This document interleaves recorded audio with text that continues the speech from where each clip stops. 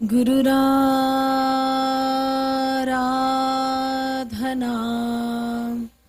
दिश्च गुरुः परमदैवतम्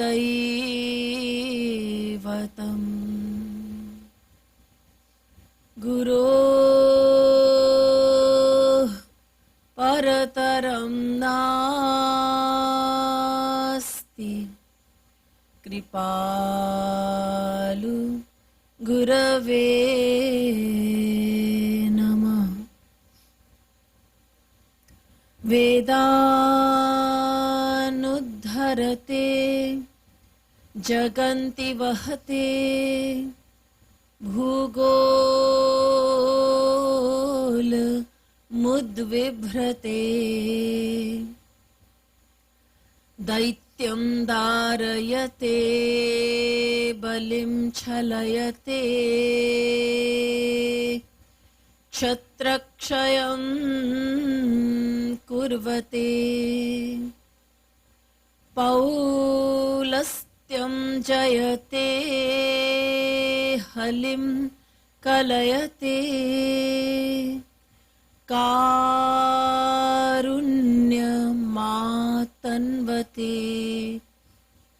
म्लेच्छान् मूर्छयते दशाकृतिकृते कृष्णाय तुभ्यं नमः। नमः कमलना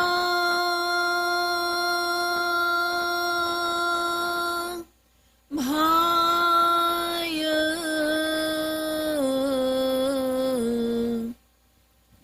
नमः कमलमालिने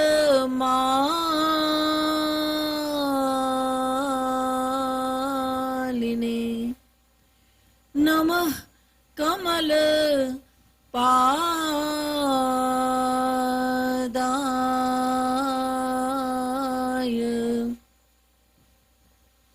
नमस्ते कमलेक्षण यो ब्रह्माणं विदधाति पूर्वं यो वै वेदांश्च प्रहिणोति तस्मै तद्वं ह देवमात्म बुद्धिप्रकाशं मुमुक्षुर्वै शरणमहं प्रपद्ये।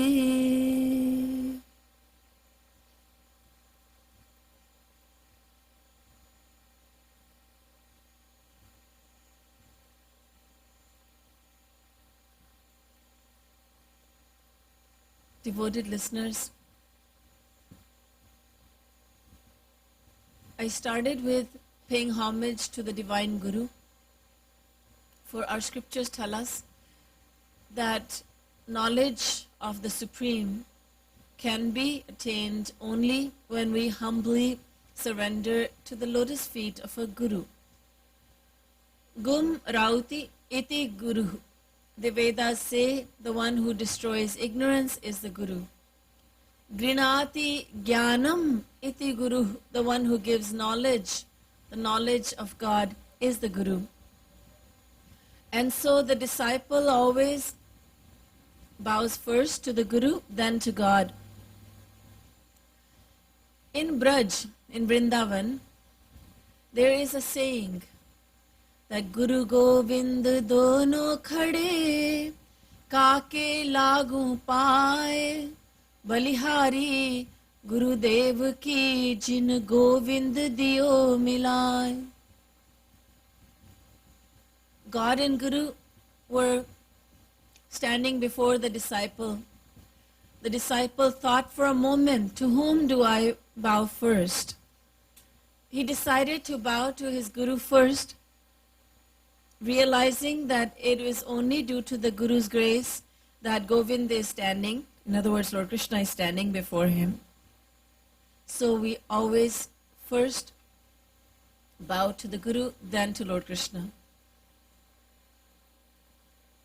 And the prayer to Lord Krishna means, I bow down to you, I surrender to you, you are the giver of the mind and the intellect. I surrender my intellect to you, kindly bestow your grace upon me.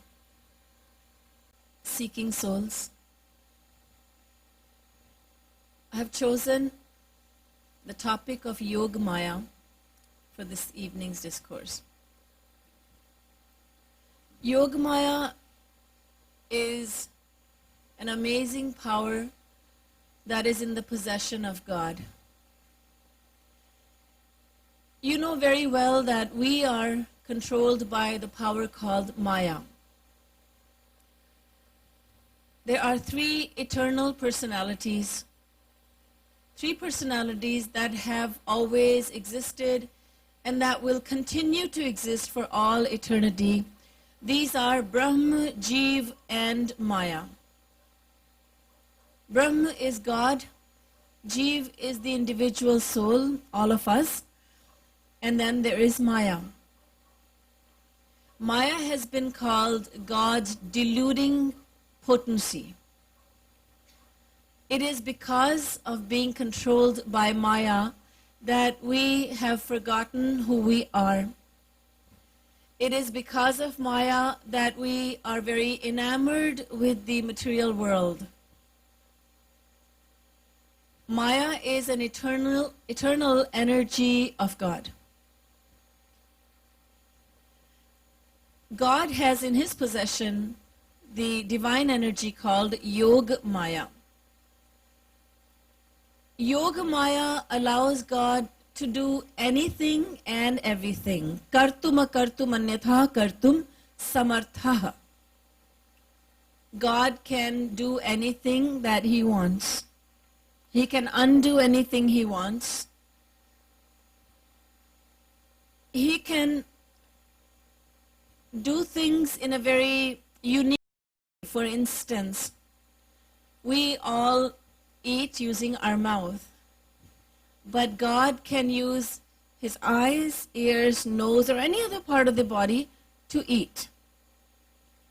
We see with our eyes, but God can see with his ears too. That is called anyatha kartum. Kartum, akartum, then anyatha kartum. He can do anything he wants. He can undo anything he wants.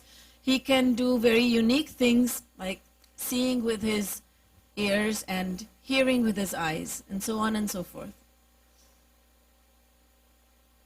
It is because of Yoga Maya and because of ignorance of Yoga Maya that we, individual souls, we fail to recognize God when he descends to earth. God performs many leelas, pastimes, using this power called Yoga Maya. The Vedas say to us, have faith in God.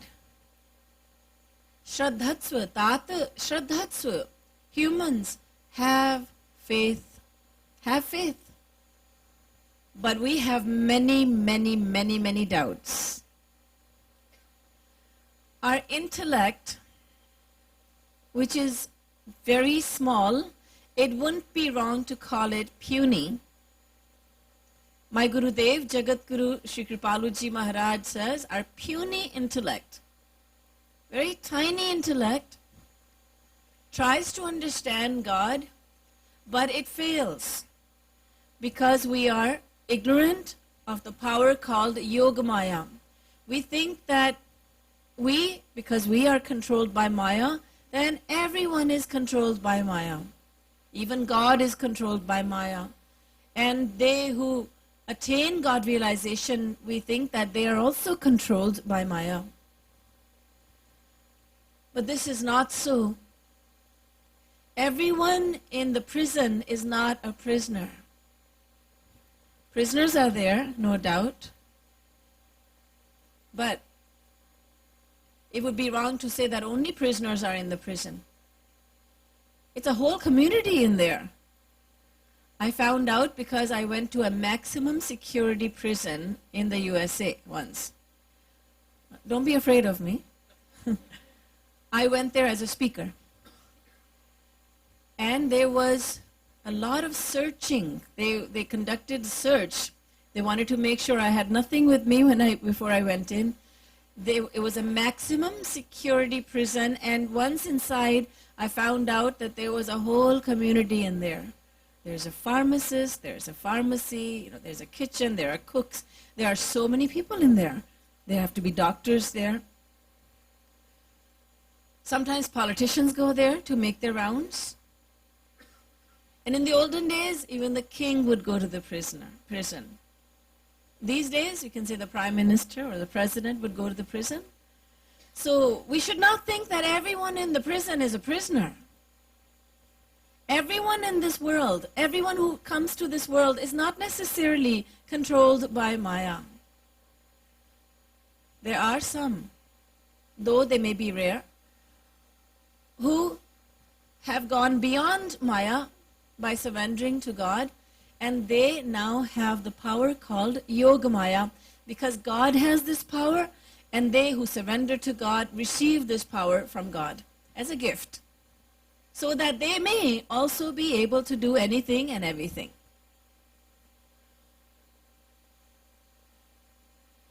Once the gopis, the illiterate milkmaids of Vrindavan, who are recognized as the greatest devotees of Sri Krishna of all time, during the lifetime of Sri Krishna, some 5,000 years ago, this story is from that time. It's recorded in the Bhagavad Puran. Once the gopis observed a fast. They were fasting. They were fasting, trying to please the goddess Katyayani. They all wanted a boon from this goddess. And the boon was, each and every gopi was thinking, may I have Lord Krishna in my life as my husband. Everyone had the same desire, and all of them were observing a fast with the same desire in the heart. When it came time to break the fast, they wanted to find a Brahmin who would be very worthy. So they asked Lord Krishna himself, can you suggest a Brahmin whom we could feed and thereby end our fast? Can you suggest a good Brahmin?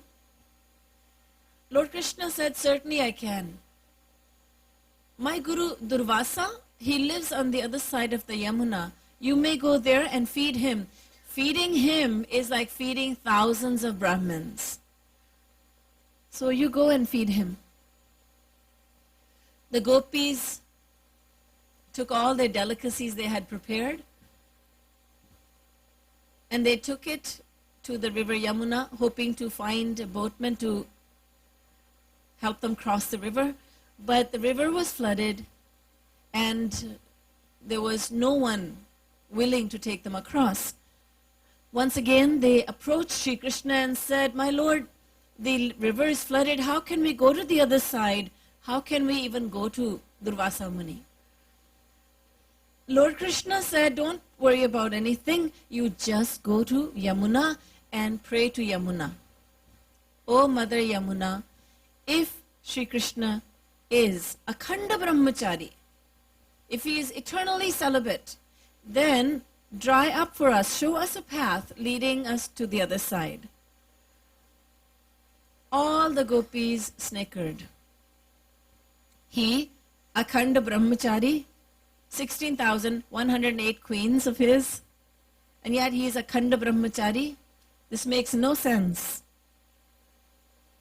But the wisest ones amongst them said, there's no harm trying, let's go. When they did pray to Mother Yamuna in the way that Sri Krishna had suggested to them, they were amazed to see that the river was parting and there was a dry path for them to walk across. They simply walked across the Yamuna. They went to the other side, and they were in a state of amazement. How did that happen? But it did happen, and now they were ready to feed Durvasa Muni. They bowed to him and they said, Maharaj, we wish to break our fast, so please accept our food offering. Each one was expecting that he would take a little bite from her plate, but much to their astonishment, Durvasa Muni ended up eating all the food that was offered to him. The gopis were very pleased that he had accepted all the food, but they were surprised also. They thought, for a Babaji, he sure eats a lot. He has a good appetite. We had heard that spiritual people eat boiled foods and they eat a little bit. Now we have offered him all these delicacies and he's eaten them, and he is quite an eater. He didn't leave anything for us. He didn't leave any prasad for us. Anyhow, now it was time for them to go back. So now the river was once again flooded. How do we get across? They asked Durvasa Muni this time. He said, my daughters, do not worry about a thing. Just go to Yamuna river and say, oh Mother Yamuna, if it is true that Durvasa has never eaten anything in his life except for doob, which is very tender grass. See, the word Durvasa, the name Durvasa means one who eats doob. Doob is very tender green grass. So if it is true that Durvasa has never eaten anything in his life except for doob, then part for us and allow us to walk across. The gopis thought, aur sun lo. Imagine that he's saying this. Right in front of us, he has eaten so much food, and he's telling us that he has never eaten anything but grass, fresh green grass. But again, they thought, well, what's the harm in trying? When they went to Mother Yamuna and said what he had told them to say, once again the Yamuna parted. They were even more astonished now. They went home and they approached Lord Krishna and said, Maharaj, what is going on? Did you bribe Yamuna? Did Durvasa bribe Yamuna too? What is going on? We saw him eating so many different varieties of food that we had offered, and he says he has never eaten anything but doob. What is going on? Lord Krishna said, sit down, gopis, I shall explain to you. Lord Krishna then explained the concept of Yoga Maya. O gopis, God and his saints have a special power called Yoga Maya in their possession. Yoga Maya allows God and godly saints to seemingly perform the works of Maya, ordinary works. You saw him eating, but he wasn't really eating. He wasn't really eating. It seems like he's performing the works of Maya, but inwardly there's a yoga. Yoga meaning union. Union of the mind with God. So internally, he was continuously thinking of God. Outwardly, you saw him performing a very worldly action, such as eating. So he has Yoga Maya, O gopis. God and his saints have Yoga Maya. It makes them look like they are performing ordinary works like eating, sleeping, getting married, having children, fighting battles. Why, Arjun and his brothers, the Pandavas, the 5 brothers, Yudhishthir, Arjun, Bhim, Nakul and Sahadev, they fought the Mahabharat, and they fought so many other wars as kings. They killed so many people, but Lord Krishna wrote in their file that they have not committed a single murder. Because Arjun, when he was shooting arrows at the enemy, he was thinking continuously about Lord Krishna. When Arjun was sleeping, it is said that as he slept, you could hear the name of God emanating from each and every pore of his body. His mind was completely attached to God at all times without exception. But outwardly, he was performing works of anger, greed, envy, lust, hypocrisy, and other vices of Maya. We read in our scriptures that Arjun and his brothers, they were married to the same woman, Draupadi. And how much we must have mocked them, how much we must have insulted them when they were here on earth. This is unheard of. This one woman, Draupadi, is married to 5 brothers. This is the height of characterlessness. I assure you that we had thought this way. But now, thousands of years have passed, 5,000 years have passed since they roamed the earth, and now we know that they were divine. We don't have any doubts about them. Why don't we have doubts about them? We may not know about Yogamaya, but we don't have any doubts about them because when enough time passes, we tend not to have doubts. Then we look at the divinity of these souls. But we should not have any doubts because we should understand that their works were the works of Maya. Neither Draupadi nor the Pandav brothers had any attachment to anyone in the world, not even to themselves, to each other. They had attachment only for Sri Krishna. Their love was exclusively reserved for Bhagwan Sri Krishna. They were all complete devotees. Their works were the works of Yoga Maya.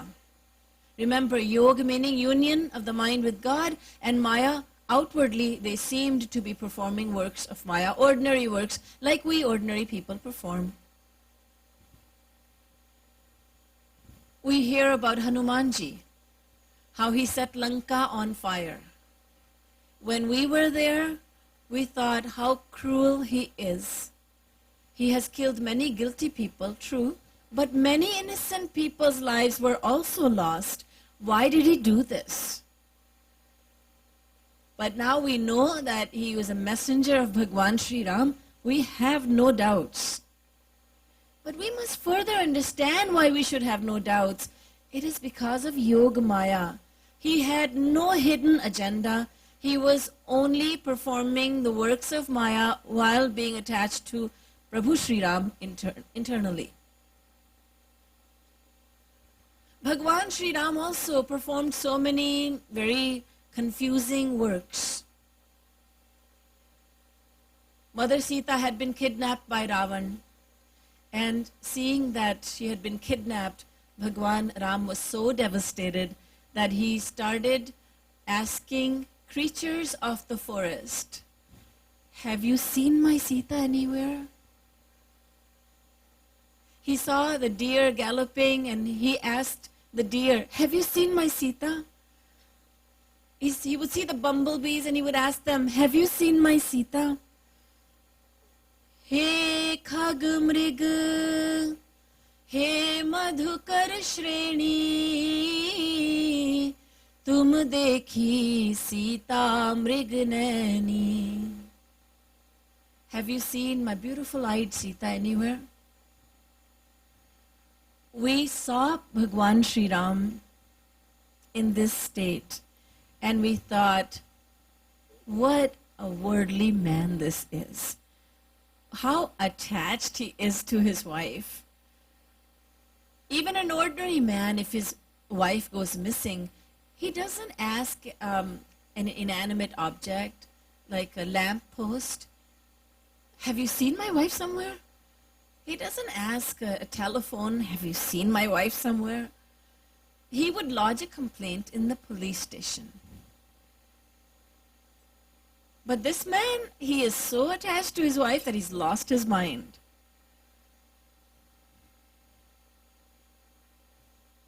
And he's asking, Bhagwan Ram is speaking to Lakshman. Koham bruhi sakhe swayam sa bhagavan aryah sako raghava ke yuyam vat nath nath kimidam दासोऽस्मि Lakshman कांतारे किमिहास्महे वद सखे देव्या गतिर्मृग्यते का देवी जनकाधिराज तनया का Janaki क्वासिहा. Bhagwan Ram has forgotten who he is himself. That is how devastated he seemed to be after Sita ji had been kidnapped. He's asking Lakshman, whom he has forgotten, Sakhe, friend, tell me, who am I? Lakshman says, Maharaj, but you are Arya, you are Aryaputra. You are Ram, you are the son of Dashrath. Oh, yes, I am Ram, the son of Dashrath. But tell me, who are you? Me, my lord, I am your brother and humble servant Lakshman. Oh, yes, now I remember, you are Lakshman and I'm Ram. But why aren't we in Ayodhya? What are we doing here in the jungle? But Maharaj, we are searching for Devi ji. Devi ji? What Devi ji? Maharaj, may I remind you, we are looking for the daughter of King Janak. We are looking for Janaki ji. We are looking for Sita Mata. We are looking for Janaki. Oh, Janaki, my Janaki, where are you? And Bhagwan Ram became unconscious. They're walking in the jungle, searching for Mother Sita. And it's night time. And Bhagwan Ram says to Lakshman, the sun is really bothering me. It's very hot, Lakshman. Lakshman says, Maharaj, it's night time. The full moon is out. The sun is not out. We saw Bhagwan Sri Ram. Chances are we saw him or we heard about him and we dismissed him as a very, very worldly man who is extremely attached to his wife. He's lost his mind, we said. But now we are in Kali Yuga. We have no doubts about Bhagwan Sri Ram. But if someone asks you, why don't you have any doubts about him? You'll say, but he's God. Yeah, but why was he so devastated because of separation from his mother, from his wife? I mean, a worldly man doesn't become as devastated as he was. What answer will you give? The answer, we should have the answer, and the answer is that he was performing his pastimes, he was using his Yog Maya. It seemed as if he was performing works of Maya, but inwardly he retained his divinity. We know this because Parvati ji decided to test him. Mother Parvati, she is Bhagavati. She is not ignorant. She dispels ignorance from everyone's mind. But she was also performing a pastime, so she assumed the form of Mother Sita, and you have read this in the Ramayana. You've heard about it. When she saw the pastimes of Bhagwan Sri Ram, she also became confused. She said to Bhagwan Shankar, she thought, my husband, Bhagwan Shankar, just fell at the feet of this man and he called him Bhagavan, God. But this is no God. Look how he is. Look how he's carrying on. He can't be God. But no, my husband, Bhagwan Shankar, cannot be wrong, so he has to be God. But no, I can't understand how he can be God. So her intellect kept wavering. It kept going between certainty and doubt. He is God. No, he can't be God. No, he must be God. No, he can't be God. So she thought, let me just test him. Bad idea. We can only test someone who is at the same level as us, or someone who is lower than us, inferior to us. We cannot test someone who is superior to us. So she decided to test Bhagwan Sri Ram, and in doing so, she assumed the form of Mother Sita, and she sat somewhere where Bhagwan Sri Ram would be sure to notice her. Well, he was carrying on, he was crying for Mother Sita, but when he saw Parvati ji, he folded his hands. He was not fooled. He said, Mother, why are you here sitting all alone? Where is my father, Bhagwan Shankar? And Parvati ji said, he wasn't fooled by me. He didn't think I was Sita. So Bhagwan Ram passed the test with flying colors because he was not at all devastated. This was just a Leela. We say Ram Leela. Ram Leela. We have it in Trinidad, we have it in India. Some of my fondest memories of childhood involve Ram Leela. As little children, we would be so excited. Ram Leela is coming, Ram Leela is coming. And we would go and watch the Ram Leela as if Bhagwan Sri Ram had descended himself. And those were nice feelings that Ram Leela, enactment of the divine pastimes of Bhagwan Sri Ram, would evoke in our hearts. And in this way, we learned about Bhagwan Sri Ram in a very wonderful way, as children now are doing in different parts of the world where there are Hindus. So we know that this is all Ram Leela, the pastimes of Bhagwan Sri Ram. He is so great that he is the Lord of Lords, and the Ramayana says, Sumirat jahi mitai ajnana, so sarvagya Ramu Bhagavana.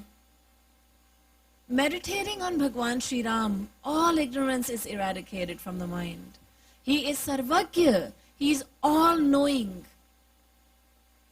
And yet when he descends to earth, he performs very confusing pastimes. Confusing only as long as we are unaware of the concept of Yogamaya. And when Bhagwan Sri Ram descends to earth as Krishna, well then, the confusion increases. He performs even more confusing pastimes. This is why a lot of people say, I'll worship Bhagwan Sri Ram, but Lord Krishna, I can't understand. He does so many incomprehensible things. He performs so many actions that confuse the mind. Bhagwan Sri Ram himself descends to earth as Bhagwan Sri Krishna. The only difference is that as Ram, he is Maryada Purushottam. He is going to go by the book. He is going to be very serious. He is going to lay down the law. He is going to follow the law. And there is no nonsense about him. But when he comes towards the end of the Dwapar age as Krishna, well, he breaks all the rules. And there's nothing straightforward about him. Everything about him is a bit crooked. Why, he even stands crooked. We call him Tribhangi Lal, meaning his body curves beautifully at 3 different places. I ask you, have you ever seen an image of Lord Krishna, whether in a murti or a picture, where Krishna is standing straight? I'm sure you haven't, because his body bends beautifully at 3 different places, at the neck, at the waist, and at the ankles. He decides that he will now give bliss, he will just give happiness, and he would make himself available in every possible way, and he would just give love freely to everyone. And so earlier he was Maryada Purushottam, now he returns as Krishna, he becomes Leela Purushottam. He performs even more pastimes and even more benevolent pastimes. But when it comes to confusion, the confusion also increases because of Yogamaya, and Lord Krishna performs very confusing works. Again, they are confusing only as long as we are unfamiliar with the concept of Yogamaya.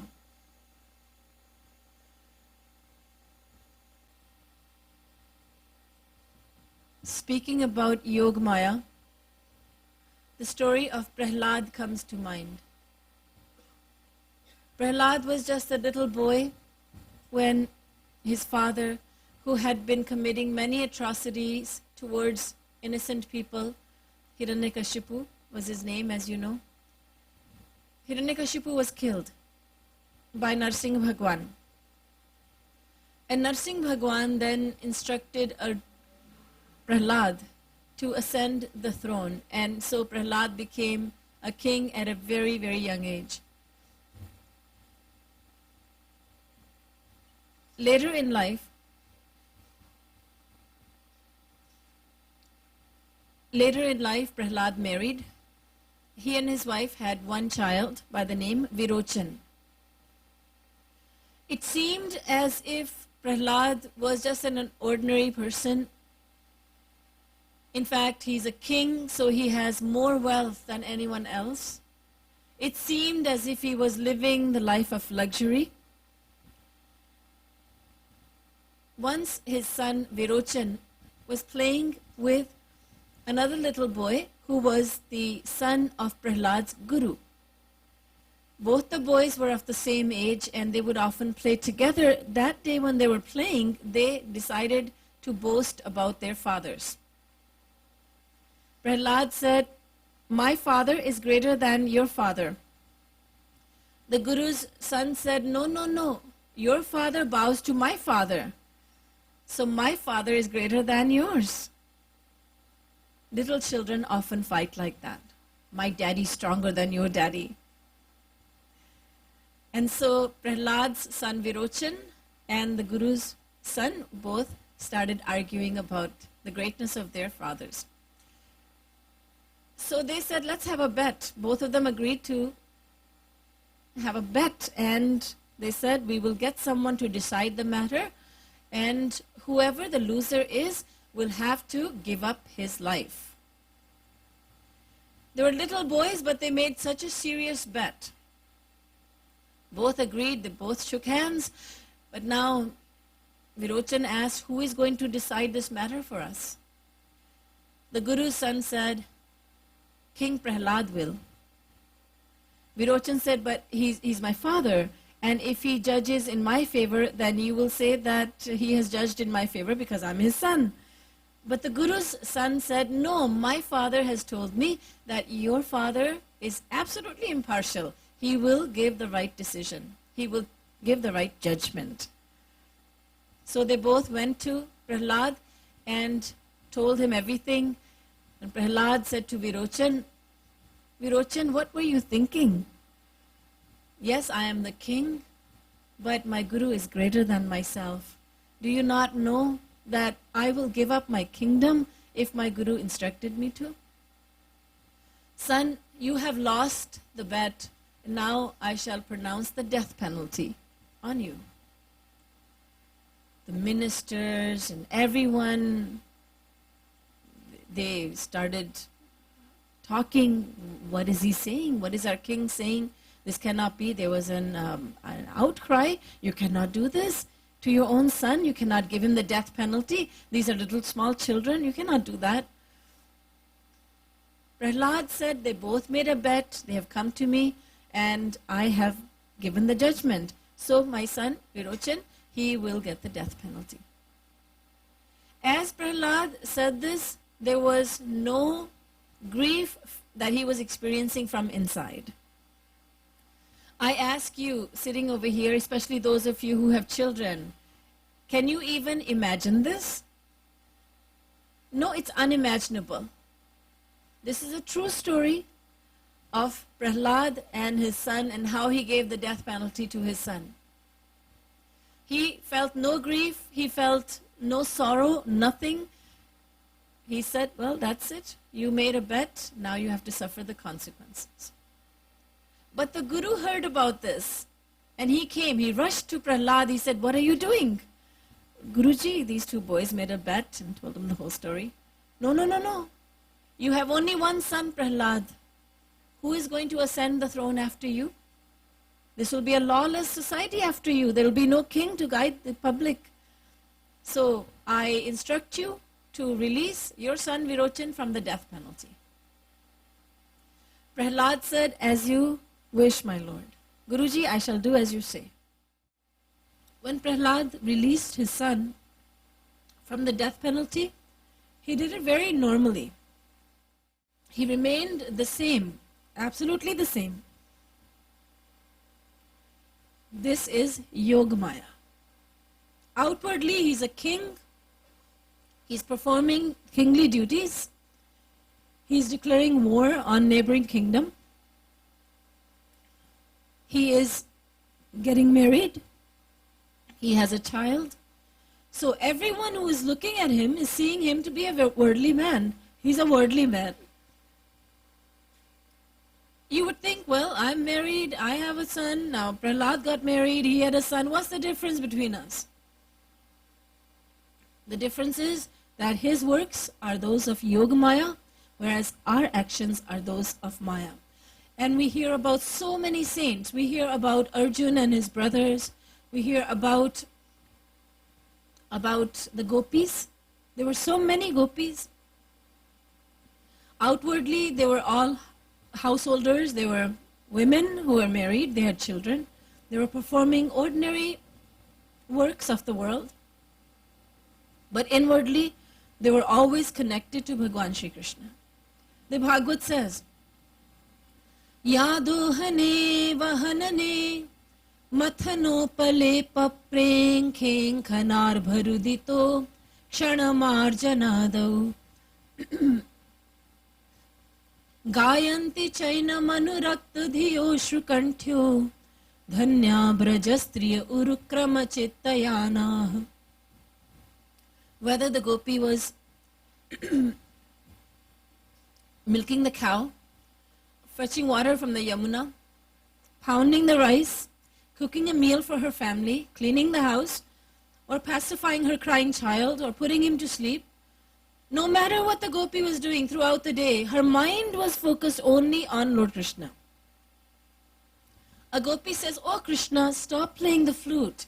I hear your flute all day long, and I cannot do any work." Krishna is nowhere around, but she hears the sound of his flute all day long. Gopis are talking to one another. One of them says, Kanhaiya is in front of my eyes all day long. I keep crying. My tears of joy keep flowing from my eyes. I cannot do any housework. Another says, oh, my child was sleeping, and Kanhaiya, the naughty Krishna, he came in and he pinched my little child. My child woke up. He does not let me do any work. He creates all this mischief in my house. Mind you, Krishna has gone to Mathura. He is no longer there with them, but they are seeing him everywhere.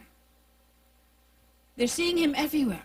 In the house, outside the house, when they go to the Yamuna to fetch water for daily consumption, they see him there. Jit dekho tit sham mai hai, sham mai hai. Wherever I look, I see Krishna, says the gopi. Just like the Ramayana says, Siya Ram Maya Sab Jag Jani. I see Sita and Ram everywhere.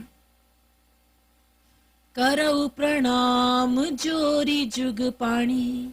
I fold my both hands and I do pranam to everyone because I see Sita and Ram within the heart of every living creature.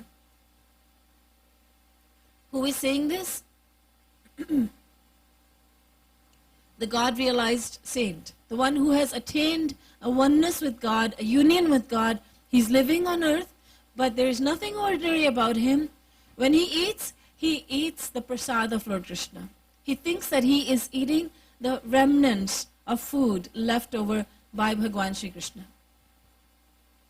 When he wears his clothes, he feels this happiness, thinking, my Lord has worn these clothes and now I am wearing them. How fortunate I am. He eats God, he lives God, he sleeps God. But whatever he does, it's all about God. He sees God everywhere.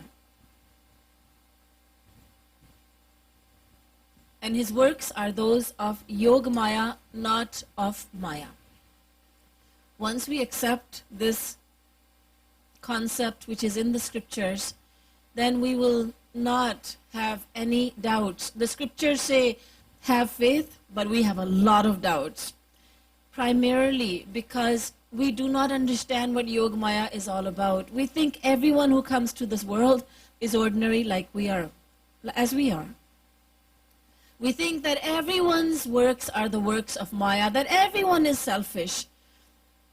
We fail to realize that there are very few people, perhaps living in the world today too, who don't live for themselves. They live for the sake of others. They live for us. They don't live for themselves. We hear about saints in every religion, and we think the saints were only in the past. When we hear the word saint, we automatically start thinking of people in the past. But there was a time when they were living in the present. Now we know them to be from the past, but they were living on earth at one point. Chances are that maybe one or two saints are still living on earth, and they are working only for our sake. They write books for our sake, so that we may read and understand the very difficult concepts of the scriptures.